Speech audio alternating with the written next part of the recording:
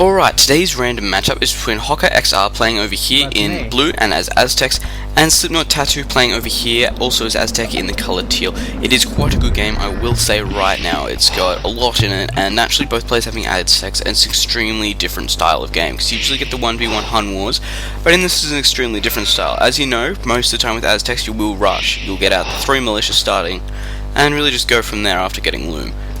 Well, Aztecs I don't believe actually don't need to get Loom, so you get the drift. So as we can see down here, nothing really different going on.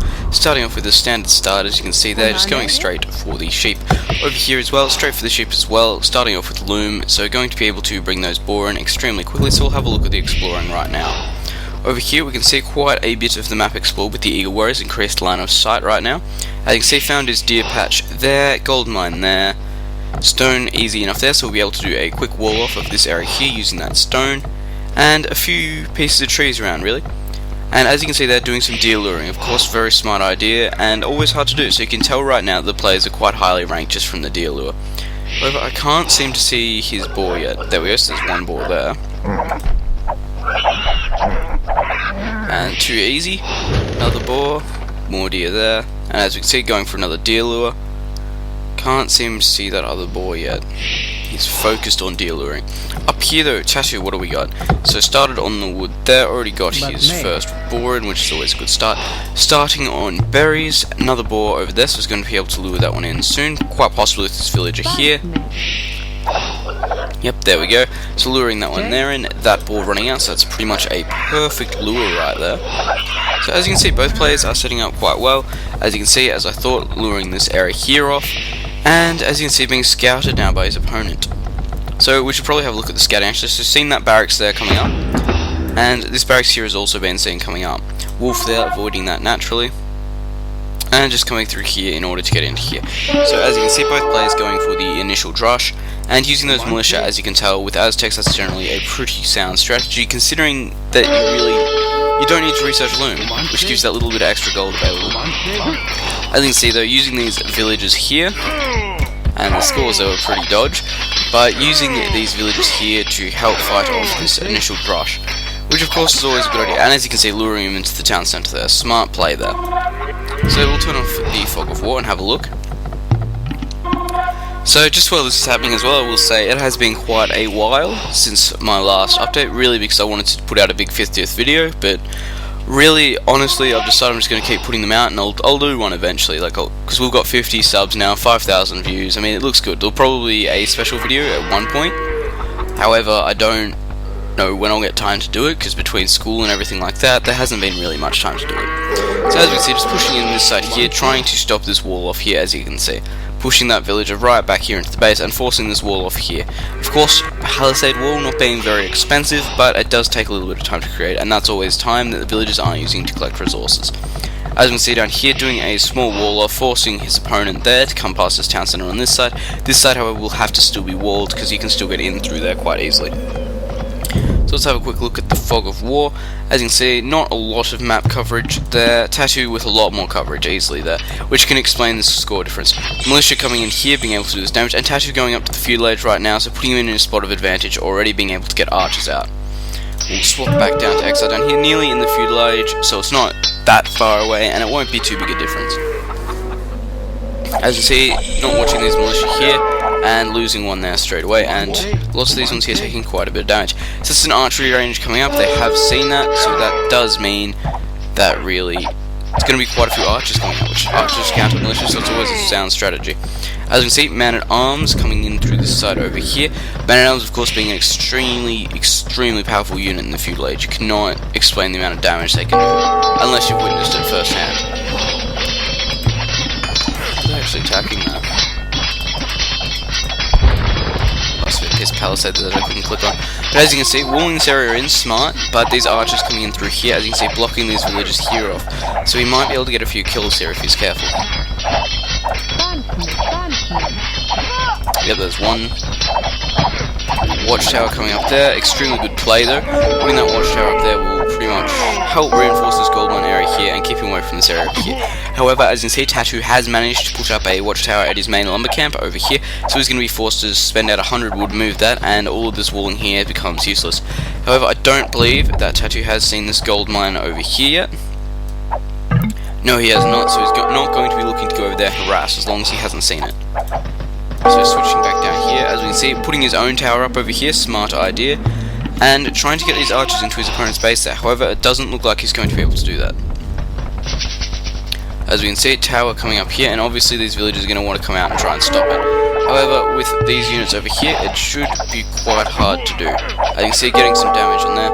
And as we can see now, Exile just going to the Castle Age, so being able to produce these crossbow, which definitely outrange archers, and as well as being able to get the Bracer upgrade. I believe it's Bracer. Can't exactly remember. But one of the archer upgrades, you get what I mean. But this gold mine over here still remaining unharassed and coming into here now, so doing quite a bit of damage. Actually in his opponent's base here, forcing him off his farms. Farms, of course, being extremely good to hit because they're pretty much their only source of food. Losing quite a few villagers out here, but wanting to take this tower here down so we can get back into this gold mine. So you can see tower down, losing 2 villagers there, and putting up another mining camp there, so we're going to be able to get back onto this main gold mine here. Of course, being cut off from that did do quite a bit of damage, and naturally there you've got the crossbow beating the archer. And another one, and crossbow down. So as we can see, bringing in more units here, trying to harass this wood area here, even though he already has another one up, but this area here, if he can get around this gold mine here will be extremely, well, vulnerable. That tower there still doing quite a bit of damage, and this army up here is still doing quite a bit. However, he has not yet managed to get into the castle age. As we can see, he's only going in now. Of course, the early harassers did do quite a bit of damage, but coming into the castle age this late can be a major disability, as you can see there. Getting completely wiped by these castle age units, and great micro there by Exile. So coming down here, as you can see, this tower here being pretty much the only use of defense for this area here, and this palisade wall, this walling here just being very helpful. So as we can see at this point, it's pretty much just a stalemate, trying to get into each other's base, trying to stop them doing that.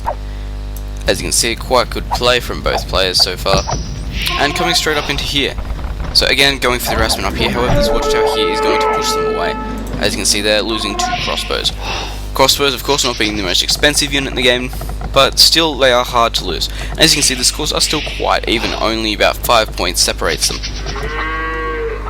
So as you can see again, quite a few crossbows coming up around here are probably going to run into these units here, and we can see that no one's really gone for the hill advantage there, but trying his micro there, as you can see. And these skirmishes, of course, being able to absorb a lot of damage coming from these crossbows, especially with that 3+1 armor. That wolf, of course, would have been extremely annoying in that situation. Now, as you can see over here, this tower is still up. It's kept him off this entire mine here. So as we can see by their base, there's not too much difference going on, and still the scores are quite close. However, as you can see, trying to sneak around this side here, but he's already presumed he's going to be going for this, so he's put the tower up there, and going to be trying to wall this area here off. However, it doesn't look like he's going to get there in time. Losing 3 villagers, that is quite a few. And as you can see, taking refuge under the bottom of the tower, so he's unable to get hurt, but trying to do as much damage to these villagers as he can. As you can see, town centre coming up on this wood pile here, claiming this area here. And this gold mine here still has not been harassed. As you can see, that shows just how important the scouting can be. So as we can see, bringing crossbows and elite skirmishes down here. Elite skirmishes, of course, being worth that upgrade there. As you can see, going to the top of the hill there, getting that bonus. So as we can see, more farms coming up over here, and a siege workshop coming up here. So obviously looking to try and get into this area here. Either maybe just get a mangonel out to try and do a bit of damage. As you can see, watchtower coming up there to defend this area here, and hopefully be able to knock off these villagers on the other side here. However, these crossbows still patrolling on this side here, and Tattoo cannot see them at this stage. However, he has managed to see this town centre here. And as you can see, Exile seeing that, move its villagers straight back over here. Not going to want to get involved in that. As you can see, doing quite a bit of damage down here with these crossbows, moving straight in and following these units around. Keeping away from that town centre, of course, that's what you really need. So as we can see down here, mangonels are being created. Of course, as you can see, his opponent there is using quite a few archers, so naturally he's going to be looking to take them out with mangonels. And of course, archers do not beat mangonels. So as we can see, putting up another lumber camp down here now. And these towers all here working quite effectively to stop his opponent moving in down here. As you can see, having to move this lumber camp here as well. So we've got a mangonel there trying to do a bit of damage. Really, this is just harassment, it's not really accomplishing anything at this stage. But another 2 mangonels walking in through there. Well, rolling, I should say. So as we can see, this side of the base is still quite open. This town center here will be easy harassable. And as we can see, these villages here are moving up. Let's see what they are going to do. Putting another tower up there, so he's going to be able to get him off that area there. Naturally, assaulting guard towers with mangonels, not the smartest move. As you can see, he'll just garrison and kill them off. Naturally, they do take a bit of damage, but if you've got units there repairing them, it doesn't really help. But as you can see, picking off a few villages there, of course, that always being smart. As we can see, we'll have a look at the populations actually. 84 there with XR to 96 with Tadu. So Tadu having the obvious advantage there, and as you can see there with the scores.